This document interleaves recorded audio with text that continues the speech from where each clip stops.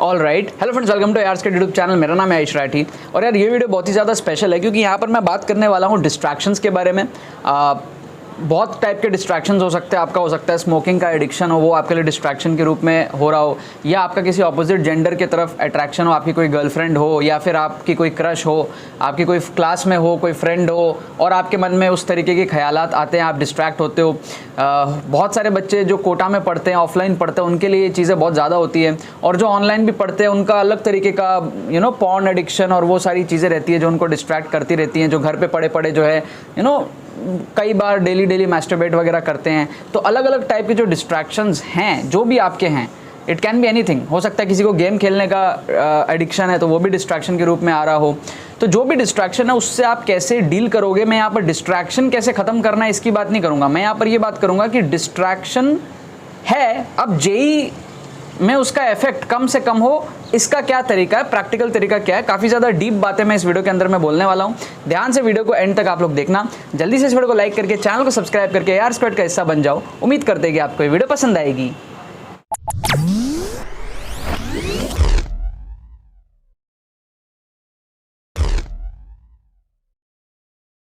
Okay, video में आगे बढ़ने से पहले मैं आपको बता दूं, जितने भी बच्चे जेईई मेन 2023 के लिए प्रिपेयर कर रहे हैं, हमारा जेईई मेन 2023 का एक्सक्लूसिव ट्रिक्स कोर्स का जो प्री रजिस्ट्रेशन है वो स्टार्ट हो चुका है।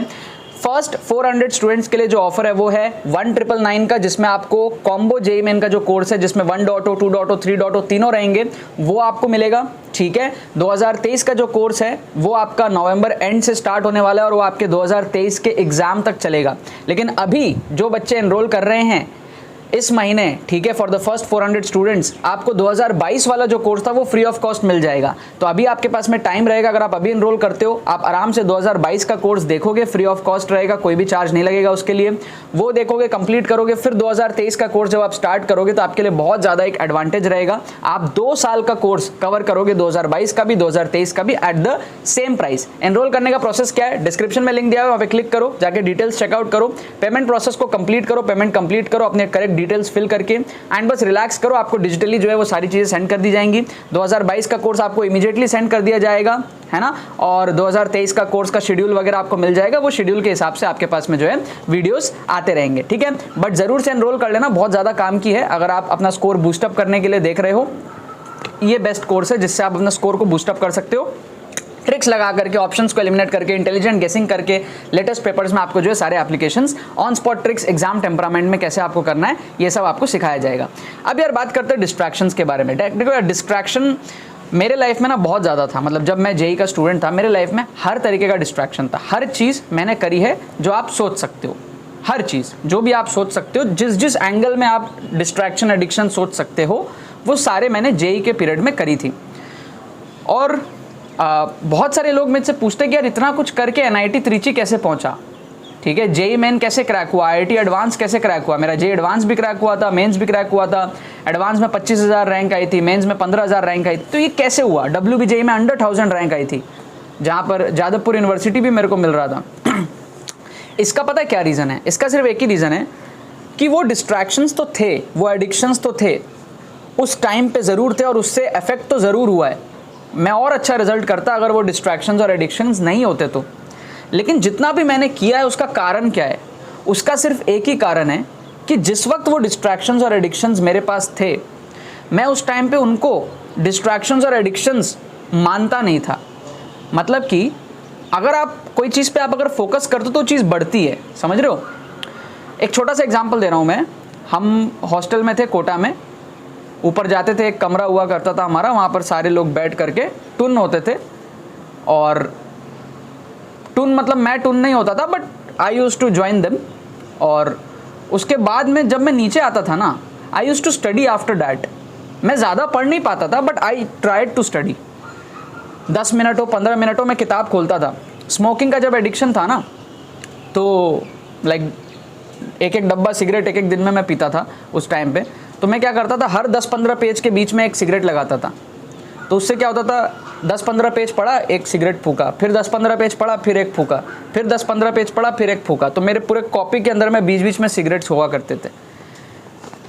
तो था क्या, डिस्ट्रैक्शन तो था, बट पढ़ाई अपने जगह थी। इफेक्ट हो रहा है, नो डाउट इफेक्ट बहुत हो रहा है, बट मैंने कभी ये नहीं सोचा कि भाई मेरा पढ़ाई कम हो जाए, मतलब पढ़ाई कम हो के डिस्ट्रैक्शन अगर हुआ तो आप यहाँ पर पूरा ज़ीरो हो जाओगे। तो इवन तो यहाँ पर डिस्ट्रैक्शन है एंड उसको ओवरकम करने के अपने अपने तरीके हैं। जैसे स्मोकिंग एडिक्शन मेरा ऐसे ही चला गया, एक अंदर से रियलाइजेशन आई, चला गया मेरा स्मोकिंग एडिक्शन। और भी बहुत सारे एडिक्शन थे जो चला गया, कुछ कुछ रह गए हैं, कुछ कुछ चला गया।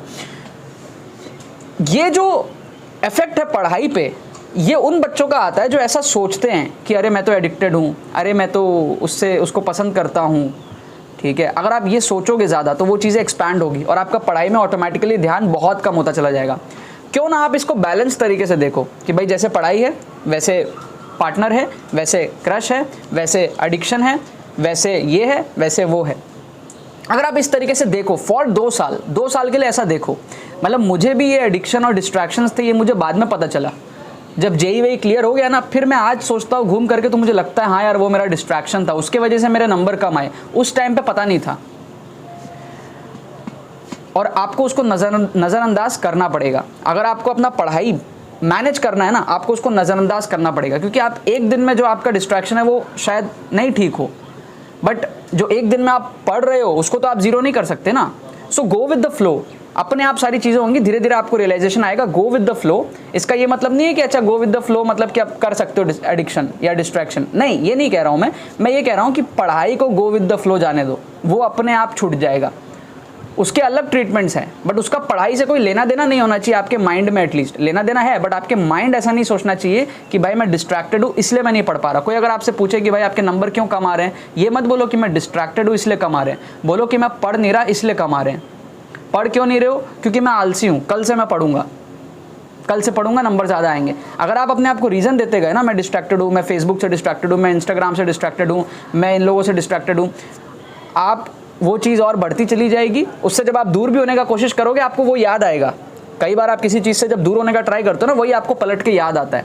तो क्यों ना जो जैसा है उसको वही रहने दो फॉर टाइमिंग, और फोकस पूरा स्टडीज़ में लगाओ। थोड़ा डिस्ट्रैक्टेड हो भी गए कोई बात नहीं, फटाक से वापस आ जाओ, पढ़ाई पर ध्यान दो, क्योंकि डिस्ट्रैक्शन से लड़ने के चक्कर में पढ़ाई में ज़ीरो नहीं हो सकते ना। कहने का मतलब ये है। अब ये बहुत डीप बातें हैं, अगर आपको समझ आई तो बढ़िया। मेरे साथ यही हुआ था जिसके वजह से मैं NIT Trichy पहुंचा था, जे एडवांस क्रैक किया था। ऑल्दो डिस्ट्रैक्शंस बहुत सारे थे, बट मैं उनको हावी नहीं होने देता था। मैं ये कभी नहीं सोचा उस टाइम पे कि इसके वजह से पढ़ाई में नंबर कम आ रहे हैं। मैं हमेशा सोचता था नहीं पढ़ूंगा तो नंबर आएंगे। कोई डायरेक्ट रिलेशनशिप नहीं है। लोग क्या करते हैं, फेसबुक अनइंस्टॉल कर देते हैं, सोचते हैं अब सीधा IITian बनूंगा, फिर फेसबुक लॉगिन करूंगा, ठीक है, और फिर दिखाऊंगा उसको ठुकरा के मेरा प्यार इम्तिहान देखेगी जो भी। फिर क्या होता है, 10 दिन बाद याद आता है शायद उसका मैसेज तो नहीं आया होगा, एक बार लॉगिन करके देख लेता हूँ 2 मिनट के लिए, क्या फ़र्क पड़ता है। तो वो चीज़ आपको वापस उसकी तरफ ड्रैग करती है। फिर आप लॉगिन करके फिर देखते हो, फिर अपने ID को अनइंस्टॉल करते हो, जो भी करते हो। बट मैंने कभी ऐसा किया ही नहीं। मैंने कहा जो चल रहा है चलने दो, जो चल रहा है चलने दो, लेकिन पढ़ाई करते रहना है। अगर ऐसा एटीट्यूड रखोगे तो मैनेज हो जाएगा, नहीं तो पूरा गड़बड़ कर सकते हो आप लोग, ठीक है।